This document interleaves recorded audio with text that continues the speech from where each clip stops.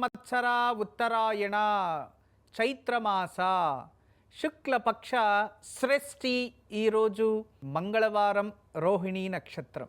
రోహిణీ నక్షత్రం అంటే కృష్ణుల వారు జన్మించిన నక్షత్రం అని మనకు తెలుసు. ఈ ఒక నక్షత్రానికి దేవత బ్రహ్మ, స్వయంభు. బ్రహ్మడికి బ్రహ్మ మానస పుత్రులు ఋషులు.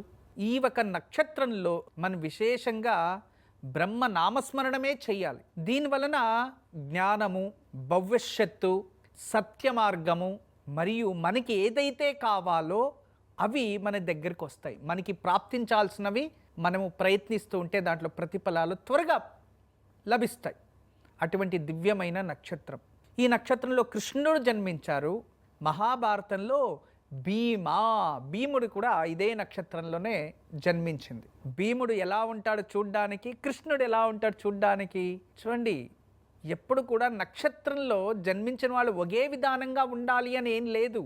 కానీ గ్రహాల ప్రభావము, నక్షత్రంలో సంబంధించిన జ్ఞానము అలా ఉంటుంది వాళ్ళల్లో అని అర్థం.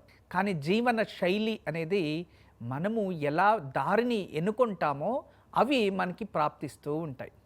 అయితే ఈరోజు ఓం పరబ్రహ్మాయ నమః అనే నామాన్ని జపించాలి. పరబ్రహ్మ స్వరూపాన్ని ఈరోజు మనం మంత్రబలంగా స్వీకరించి జపించడం వల్ల బ్రహ్మజ్ఞానంతో పాటు సద్బుద్ధి, మంచి సమయము, మంచి భవిష్యత్తు ఇటువంటి మనకి గోచరిస్తాయి.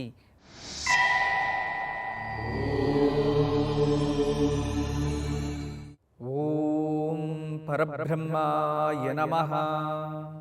ఓం ఈరోజు అశ్విని, మఖ, మూలా నక్షత్రం వారికి క్షేమతార, భరణి, పుబ్బ, పూర్వాషాఢ నక్షత్రం వారికి విపత్తార, కృతిక, ఉత్తరాషాఢ నక్షత్రం వారికి సంపద తార, ఇక రోహిణి, అష్టాశ్రవణ నక్షత్రం వారికి జన్మతార, మృగశిర, చిత్త, ధనిష్ట నక్షత్రం వారికి పరమమిత్రతార, ఆరిద్ర, స్వాతి, శతభిష నక్షత్రం వారికి మిత్రతార, పునర్వసు, విశాఖ, పూర్వ, భాద్రపద నక్షత్రం వారికి నైదన తార, ఇక పుష్య, అనురాధ, ఉత్తర భాద్రపద నక్షత్రం వారికి సాధక తార, ఆశ్లేష, జ్యేష్ఠ, రేవతి నక్షత్రం వారికి ప్రత్యక్ తార. గురుజీ, ఇక ఈరోజు మన సంప్రదాయంలో ఏం తెలియజేయబోతున్నారు?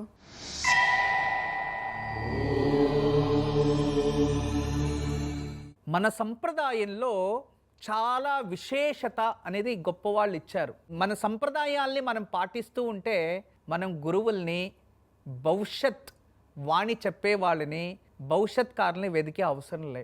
మనలో ఉన్న కర్మ, మనలో ఉన్న కష్టాలు మనమే పోగొట్టుకోవచ్చు.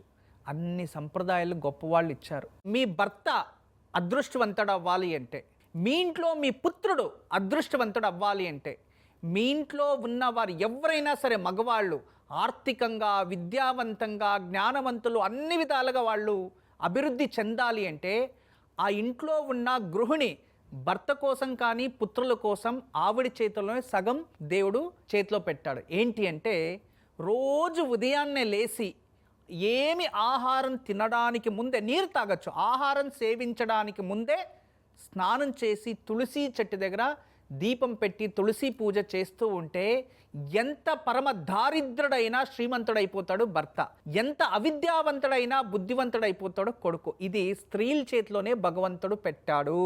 దీన్ని ప్రతి ఇంట్లో ఆచరించండి, మార్పులు మీకే అర్థమవుతాయి. గురుజీ, ఇక ఈరోజు వాస్తు పరిహారంలో ఏం తెలియజేయబోతున్నారు?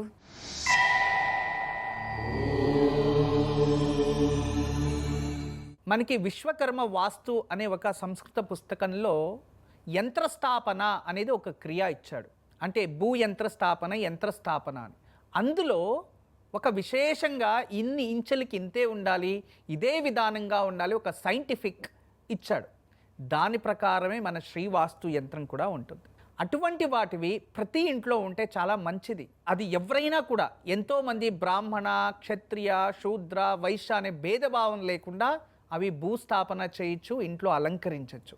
వాటి వల్ల ప్రకృతిలో ఉన్న అష్టదిక్పాలకులు వాళ్ళు ఏదైతే సద్గుణం మనకి మంచిది చేయాలో ఆ గుణాలని అవి ఆకర్షించి అటువైపులున్న దోషాలని దూరం చేస్తుంది అని అర్థం. అంటే ఇంట్లో అష్టదిక్పాలకులు వాస్తు బాగుంటేనే వాళ్ళు అక్కడ స్థానాన్ని అలంకరిస్తారు. ఒక్క దిక్పాలక దేవుడు తగ్గినా దానికి సంబంధించినట్టుగా మనకి ఆ ఇంట్లో ఆపదలు ఏర్పడతాయని. దాని నుంచి ప్రతి ఇంట్లో ఉంటే మంచిది అని నా అభిప్రాయం. గురుజీ, ఇక రేపు ఎటువంటి పూజను ఆచరించాలి?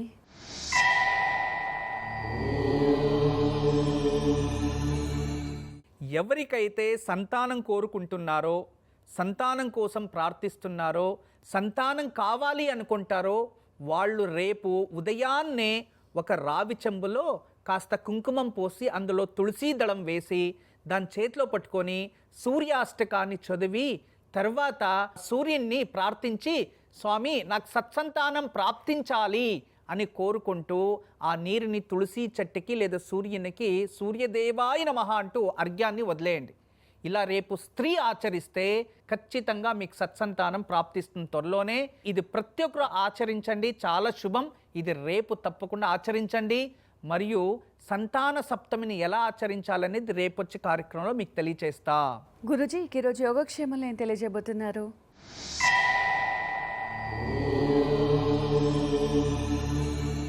ఉద్యోగం కోసం, ప్రమోషన్స్ కోసం, చేసే పనిలో కష్టానికి తగినట్టుగా ప్రతిఫలం ప్రాప్తించడానికి కోసం ఈరోజు సాయంత్రం దత్తాత్రేయుల వారి ముందు లేదా దక్షిణామూర్తి స్వామి ముందు లేదా రాఘవేంద్ర స్వామి లేదా వీర బ్రహ్మేంద్ర గారు ఇలా ఏదైనా గురువు ముందు నయ్యి దీపం వెలిగించి గురుపాదక స్తోత్రాన్ని పారాయణం చేసుకోండి.